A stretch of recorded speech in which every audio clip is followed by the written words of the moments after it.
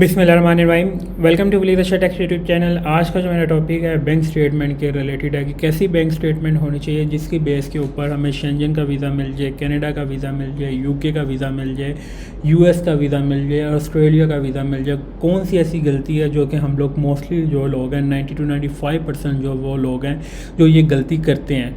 5% ऐसे लोग हैं जो इन चीज़ों को जो वो मैनेज करते हैं, उनका वीज़ा जो वो इजीली जो वो अप्रूव हो जाता है। ये वीडियो मेरी उन सब के लिए बहुत इंपॉर्टेंट है जिन्होंने सबका शेंजन का वीज़ा अप्लाई किया था, कनाडा का वीज़ा अप्लाई किया था, यूएस का अप्लाई किया था, ऑस्ट्रेलिया का किया था, यूके का किया था, उनका वीज़ा जो वो रिफ्यूज़ हो गया था। ये डिटेल्स आप लोगों को बताने का मकसद ये होता है कि इसकी बेस के ऊपर आप लोगों के वीज़े जो हैं वो अप्रूव होते हैं। अगर आप लोगों की होता ये है कि आपके अकाउंट में जो है 10 मिलियन जो है वो पड़ा होता है, फिर भी जो वीज़ा जो वो रिफ्यूज़ हो जाता है। इसकी एग्जांपल जो आप लोगों को मैं देता भी हूँ, ये आप लोग देख सकते हैं। ये कनाडा की अप्रूवल है। ये आप लोगों को लाइव दिखाने का मकसद ये होता है कि ये वीज़ा जो आप लोग भी ले सकते हैं। It is not difficult procedure. ये सारी चीज़ें आप लोग खुद कर सकते हैं, बट जो चीज़ें आप लोगों को बता रहा हूँ इनको इम्प्लीमेंट करना आप लोगों का काम है। चैनल को जो है लाजमी सब्सक्राइब कर लें ताकि डेली बेसिस के ऊपर ऑल अदर कंट्रीज़ की जो है लेटेस्ट अपडेट इस चैनल के थ्रू आप लोगों को मिलती रहे। एंड सेकंड वन, सैक ट्रैवल एंड टूर्स का जो है व्हाट्सएप चैनल लाजमी ज्वाइन करें, जिसका लिंक जो है आप लोगों को डिस्क्रिप्शन के अंदर जो है मिल जाएगा। उसके बाद ये आप कनाडा की जो अप्रूवल जो आप लोग देख सकते हैं 24 जून की, फिर ये 24 जून की, फिर आप लोग ये 24 जून की, फिर ये 3 फैमिली के ही एक ही फैमिली का जो वीज़ा जो है ये अप्रूव हुए हैं। उसके बाद आप लोग ये यूएस की अप्रूवल देख सकते हैं।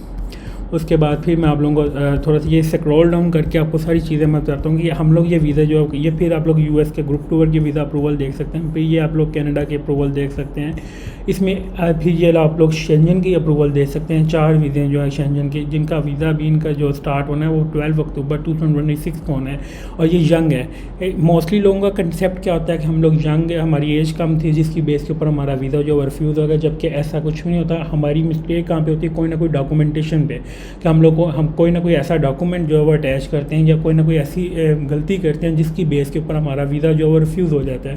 उसके बाद आप लोग ये यूएस की अप्रूवल जो है आप लोग देख सकते हैं।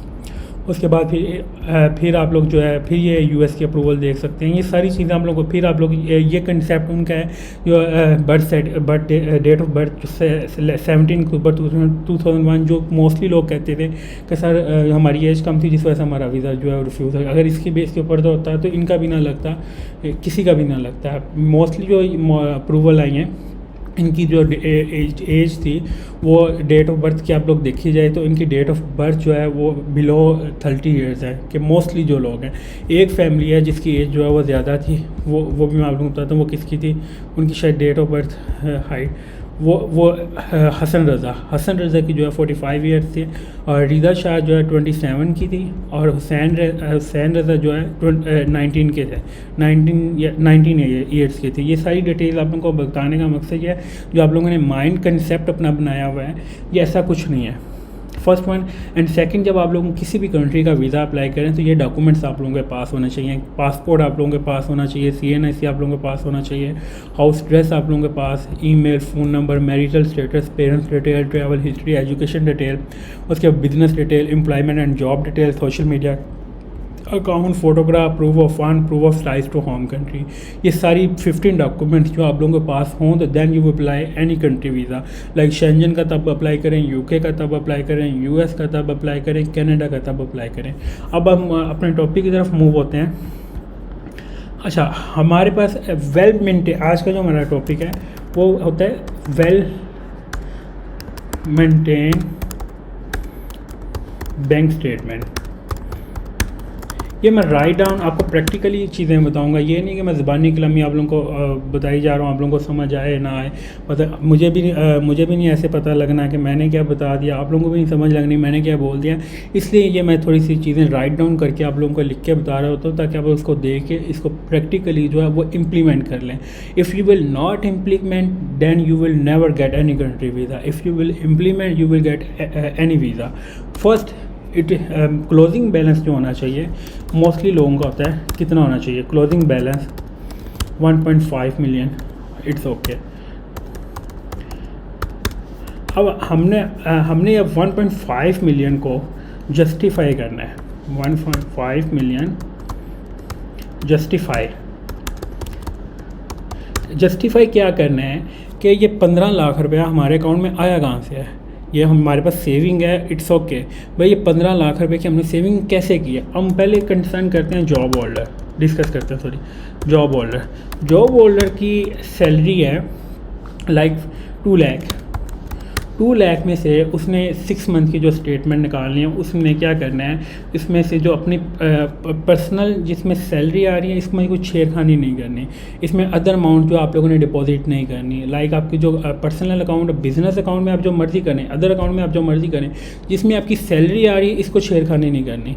ये छेड़खानी करेंगे इसकी आपको एक्सप्लेनेशन देनी पड़ेगी। आप कनाडा में भी देनी पड़ेगी, यूके में भी देनी पड़ेगी, शेंजन में भी देनी पड़ेगी। अगर आप लोग ये नहीं देंगे, आप लोगों का वीज़ा जो है रिफ्यूज़ होगा। यूके तो प्रॉपर्ली जो है आप लोगों को लिख के भेजता है लेटर के ऊपर कि ये अमाउंट जो है इस टाइम के ऊपर डिपॉजिट हुआ है, ये क्या है, ठीक है। तो ये आप लोगों ने काम नहीं करना। अब 2 लाख में से आप लोगों की सैलरी है, 2 लाख सैलरी, इसमें से आप लोगों का 50K जो है वो एक्सपेंस है, ठीक है। ये हम लोगों ने एक्सपेंस जो है, मंथली एक्सपेंस जो है वो डिक्लेयर करना है।